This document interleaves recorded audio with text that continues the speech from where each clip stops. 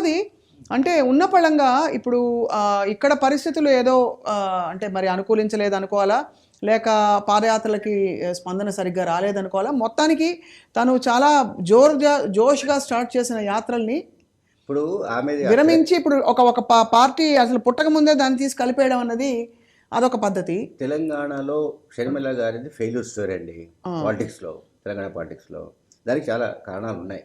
What ever తర్వాత ఇప్పుడు ఆంధ్రప్రదేశ్ పాలిటిక్స్లో ఆమె స్టోరీ ఎట్లా ఉండబోతుందని చూడాల్సి ఉంది. అది మనం ముందే ఇప్పుడే ఫోర్కాస్ట్ చేయడానికి సాధ్యం కాకపోవచ్చు. కరెక్ట్.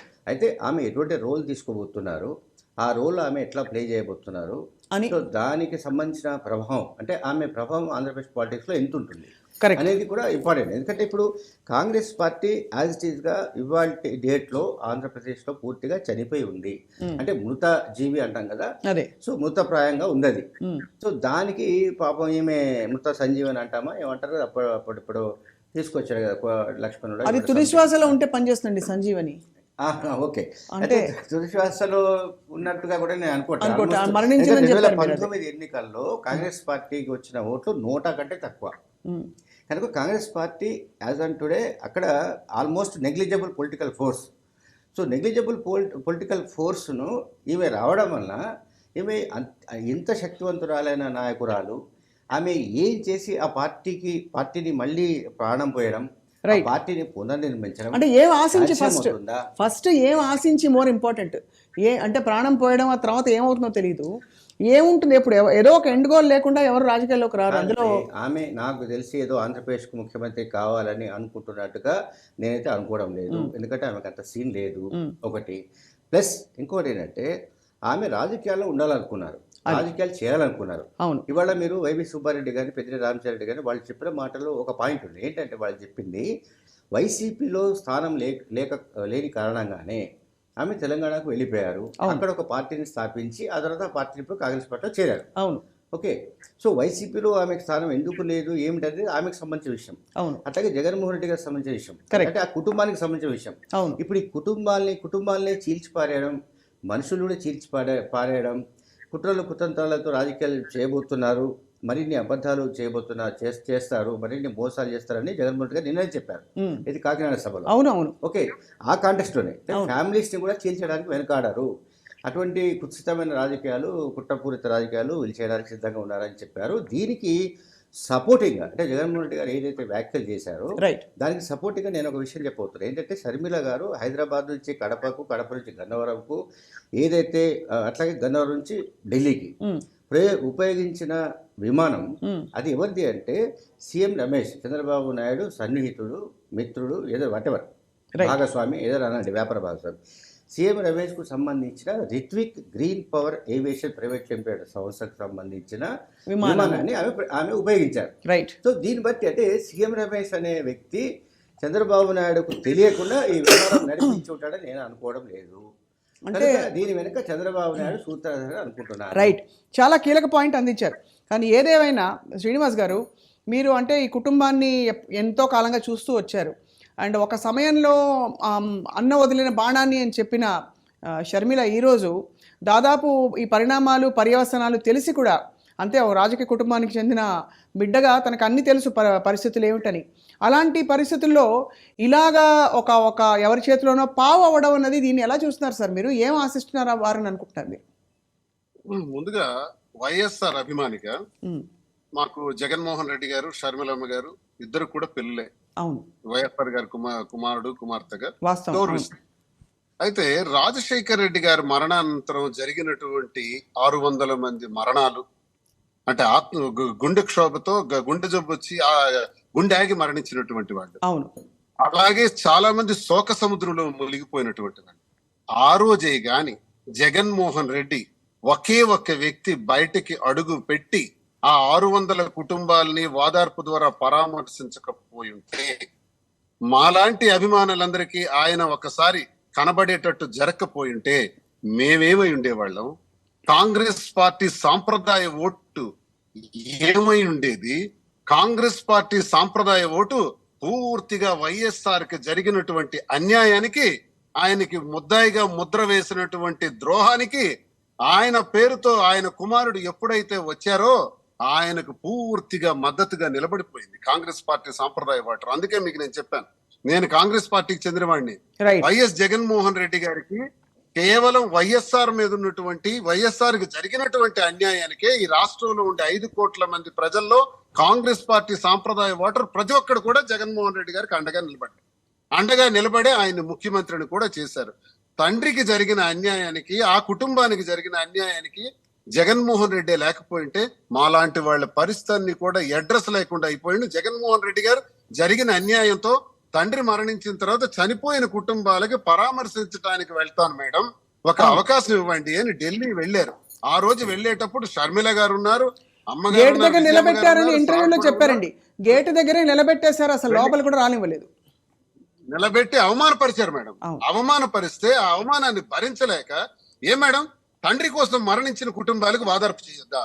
జిల్లా లెవెల్లో అందరినీ పిలిపించేసి అక్కడ మాట్లాడేసి పోవాలా? ఇదే సజెషన్, వాళ్ళు ఇచ్చే సజెషన్. ఆయన ఏమన్నారు, నేను వాళ్ళు వెళ్తే తప్పేంటి అని అన్నారు.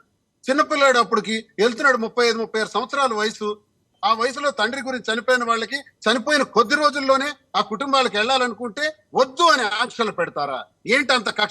ఏంటంత కక్షాదింపు చర్యలు? అవన్నీ మర్చిపోతాం అనుకుంటున్నారా? రాష్ట్ర ప్రజలు మర్చిపోయారు అనుకుంటున్నారా? అలా జరిగినటువంటి అన్యాయంలో నేను నాన్నకు చనిపోయిన వాళ్ళ గురించి వెళ్ళకపోతే నేను ఎలా కొడుకుని అనిపించుకుంటాను? ఆ కుటుంబాలకు నేను ఎలా నిలబడినట్టు అవుతాను? రాజన్న రాజ్యం మళ్ళీ శ్రీనివాస్ గారు, ఈ పరిణామాలు ఇంకా ప్రజలకు గుర్తు సార్.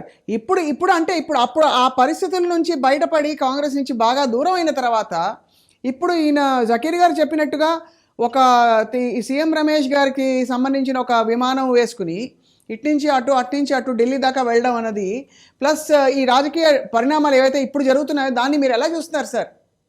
మేడం మీకు ఒక మాట చెప్పాలి.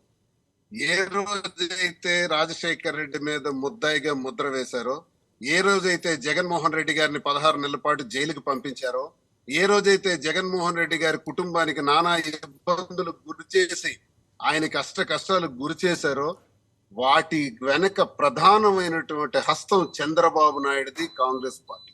ఈ 2 చేతులు కలిపే జగన్మోహన్ రెడ్డి గారిని టార్గెట్ చేసి పడేసినారు. ఆ కుటుంబానికి నానా హింసలకు గురి చేశారు. అలాంటి కష్టాల నుంచి ధీరోదాత్తమైనటువంటి మనసుతో చిన్న వయసులో కూడా 36 సంవత్సరాల వయసులో గొప్ప ధైర్యంతో, ఏ మానవుడు చేయలేనటువంటి ధైర్యంతో ముందడుగు వేసినటువంటి మగాడి జగన్మోహన్ రెడ్డి. ఆ జగన్మోహన్ రెడ్డి గారు సాధించిన సాధనలో, కృషిలో ఫలితమే ఈ రోజు రాష్ట్ర ముఖ్యమంత్రిగా అందరూ ఆయనకి ఈ రోజు ముఖ్యమంత్రి చేయటం, రాజన్న పథకాలన్నీ కూడా అమలు చేయటం, రాజన్న పేరుతోనే ఈ రోజు రాష్ట్ర ప్రభుత్వం బ్రహ్మాండంగా నడవటం అనేది జరుగుతున్నటువంటి ఈ తరుణంలో షర్మిల గారు ఆ కుటుంబ సభ్యులైనప్పటికీ కూడా ఎన్ని ద్రోహాలు చేసినటువంటి, రాష్ట్ర ప్రజలకు ద్రోహం చేసిన కాంగ్రెస్ పార్టీ, వైఎస్ఆర్ కుటుంబాన్ని ద్రోహం చేసిన కాంగ్రెస్ పార్టీ, ఆ కాంగ్రెస్ పార్టీ గుమ్మంలోకి వెళ్లి నిలబెట్టడం అన్నది వైఎస్ఆర్ అభిమానిగా నేను జీర్ణించుకోలేకపోతున్నాను. నేను జీర్ణించుకోలేను. రైట్ జకీర్ గారు, ఇది నిజంగానే ఇప్పుడు ముందు మరి దీని పరిణామాలు ఎలా ఉండబోతున్నాయి? షర్మిల గారి రాకతో మీరు అన్నట్టుగా నిజంగా చంద్రబాబే నడిపిస్తూ ఉంటే మరి అటు పవన్ కళ్యాణ్ గారు ఏమవుతారు, బీజేపీ ఏమవుతుంది, తర్వాత అసలు ప్రతిపక్షం ఎవరెవరు ఉంటారు? ఇప్పుడు ఏమిటంటే కాంబినేషన్స్ చాలా కనిపిస్తున్నాయి కదా. ఒకటి TDP plus Janasena plus BJP ఒక combination, plus Congress plus TDP plus Janasena ఇంకొక కాంబినేషన్. ఇది ఎలా ఉందంటే సార్, ఒక సెకండ్, ఇంకో అయిపోలేదు ఇంకా, చెప్పండి. ప్లస్ కాంగ్రెస్ ప్లస్ లెఫ్ట్ అంతే, ఇది ఒక కాంబినేషన్. ఇవి రకరకాల కూటములు, రకరకాల కాంబినేషన్ సంబంధించిన చర్చ కూడా జరుగుతుంది. ఎవరితో కలుస్తారంటే సిద్ధాంతాలు లేవు, లేదా ఇతరత్ర ఏ రకమైన లాజిక్ లేదు అక్కడ. జగన్మోహన్ రెడ్డి గారిని గద్దెదించడమే లక్ష్యం. అది అట్లాగే వైసీపీ వ్యతిరేక ఓట్లను చెల్లివ్వకుండా చేస్తారని శపథం చేసిన పవన్ కళ్యాణ్ ఈ మొత్తానికి కారకుడు. మళ్ళీ అదే ఏది పవన్ కళ్యాణ్ ఎప్పుడైతే చెప్పారో ఏం చెప్పారో ఎగ్జాక్ట్లీ ఆపోజిట్ జరుగుతుంది. ఇప్పుడు చేస్తానన్నాడు. షర్మిల గారి ఎంట్రీ తర్వాత కాంగ్రెస్ పార్టీ నిజంగానే కాస్త కూస్త పుంజుకుంది అనుకుందాం. ఓకే, సో అది ఆమె సారాంశంలో ఒకవేళ సారాంశం ఇస్తే చెప్తున్నాను, కాంగ్రెస్ పార్టీ చీల్చే ఓట్లు ఎవరి అయి ఉంటాయి అన్నది ఒక ప్రశ్న. ఇప్పుడు వైసీపీకి ఐస్టీజ్గా ఒక ఇన్కంపెన్సివ్ ఫ్యాక్టర్ ఉంది. అండ్ వేరియస్ ఈ వెల్ఫేర్ స్కీమ్స్ ద్వారా కూడా జగన్మోహన్ రెడ్డి గారు ఒక ఓటు బ్యాంకును పెట్టుకుని ఓకే రెడీ చేసి పెట్టారు. ఆ ఓటు బ్యాంకును చీల్చడం వేరే మిగతా వాళ్ళ వల్ల అవుతుందని అనుకోవడం లేదు నేనైతే. బట్ సరే, రాజకీయాల్లో ఏం జరుగుతుంది ఏంటని పక్కన పెడితే చంద్రబాబు నాయుడు చేస్తున్న ఈ కుటిల ప్రయత్నాలు అనేవి ఇప్పుడు దువ్వాడ శ్రీనివాస్ గారు చెప్పినట్టు నాకు కూడా చాలా ఇది నాకు కూడా గుర్తుంది. నేను అప్పుడు రిపోర్ట్ కూడా చేశాను. ఎప్పుడంటే జగన్మోహన్ రెడ్డి గారి పైన కేసులు పెట్టిన సందర్భంలో ఇక ఆయన జైలు నుంచి బయటకు రాకుండా చేయడానికి సంబంధించి అప్పుడు కేంద్రంలో అచ్చెన్నాయుడు ఉండేవాడు. ఆయనకు ఇక్కడి నుంచి రేణుకా చౌదరి, చంద్రబాబు నాయుడు ఇదంతా ఒక కూటమిగా ఏర్పడి అచ్చెన్నాయుడు ద్వారా మళ్ళీ ఢిల్లీలో ఫిర్యాదులు చేయడము, కాంగ్రెస్ ప్రభుత్వం పైన రకరకాల ఆ ప్రభుత్వానికి ఇవ్వడము. సరే, సోనియా గాంధీ వాళ్ళైతే చెప్పండి సార్. సోనియా గాంధీ పెట్టాల్సిందన్నారు. ఎర్రనాయుడు గారట. ఈ మధ్య అచ్చెన్నాయుడు మాట్లాడుతున్నా ఎర్రనాయుడు గారు ఢిల్లీలో ఉన్నారు. ఆయన ద్వారా రేణుకా చౌదరి, చంద్రబాబు నాయుడు గారు మళ్ళీ రాయబారం నడిపించి ఒక కథంతా నడిపారు. At any cost Jaganmohan Reddy గారు బయటికి రాకూడదు, ఇది స్కీమ్. సో 16 నెలల పాటు ఆయన జైల్లో ఉన్నాడు. మీరు చూడండి, జగన్మోహన్ రెడ్డి గారు అయితే 5 ఏళ్ల పాటు రోడ్ల మీద ఉన్నారు, ఆ తర్వాత 16 నెలలు జైల్లో ఉన్నారు, ఆ తర్వాత మళ్ళీ రోడ్ల మీద ఉన్నారు, ఆ తర్వాత ఒక టర్మ్ ప్రతిపక్షంలో ఉన్నారు, తర్వాత ఎంతో కష్టపడి ఆయన 151 సీట్లతో అధికారంలోకి వచ్చారు. సో ఇది మొత్తంగా కూడా ఏంటంటే నేను అనుకునేది పక్కాగా జగన్మోహన్ రెడ్డి గారికి కష్టార్జితం ఏది ఈ అధికారం రావడం అనేది. ఖచ్చితంగా వైఎస్ రాజశేఖర్కి సంబంధించిన లెగసీ అనండి, వైఎస్ రాజశేఖర్ అమలు చేసిన సంక్షేమ పథకాలకు సంబంధించిన ఇష్యూస్ అనండి, ఫ్యాక్టర్స్ అనండి, లేకపోతే ఇంకేదైనా అనండి. బట్ ఎన్ని ఉన్నా కూడా దాన్ని ఒక పార్టీని పెట్టి నడపగలిగిన సామర్థ్యం ఉండాలి, ఒక గోల్ ఉండాలి, ఏదో ఒక రోజు ఈ రాష్ట్ర ముఖ్యమంత్రి కావాలన్న ఆ ఎజెండా ఉండాలి, ఆ టార్గెట్ సక్సెస్ కావాలన్నది ఉండాలి. పవన్ కళ్యాణ్ అది లేదు, నన్ను సీఎం చేయడం అనట్లేదు. చూడండి, ఇప్పుడు రేపు పొద్దున షర్మిల గారు అంటారా తెలియదు. చంద్రబాబు నాయుడు అయితే నేను ముఖ్యమంత్రి కాకపోతే అసలు అసెంబ్లీలోకి అడుగుపెట్టారు ఆయన చెప్తున్నాడు. ఆయన ఏమవుతుంది ఆయన పాప తెలియదు. పవన్ కళ్యాణ్ ఎప్పుడు నేను సీఎం అని అనట్లేదు కదా, నేను సీఎం అవుతానని ఆయన ఆ రకంగా ఏమేంటి ఆయన ఒక రోడ్ మ్యాప్ వేసుకొని పనిచేయడం లేదు కూడా. ఆయన చంద్రబాబు నాయుడు కోసం పనిచేస్తున్నాడు, అది అయిపోయింది క్లియర్. ఇంకా ఇప్పుడు మధ్యలో జై భారత్ నేషనల్ పార్టీ పేరు మీద సిబిఐ మాజీ జాయింట్ డైరెక్టర్ ఒక పార్టీ పెట్టాడు. అవును. సో ఇదంతా ఏంటంటే ఆంధ్రప్రదేశ్ ప్రజాశాంతి పార్టీని మీరు అలా తీర్చేయడానికి లేదండి. KA Paul party. అవును. ఎందుకండి కామెడీ వ్యవహారాలు, సీరియస్ డిస్కషన్ జరుగుతుంది. కేఏ పాల్ ఒక కమెడియన్, ప్రజలకు వినోదాన్ని పంచుతారు పాప ఆయన. వినోదాన్ని ఆయన పంచొచ్చు కానీ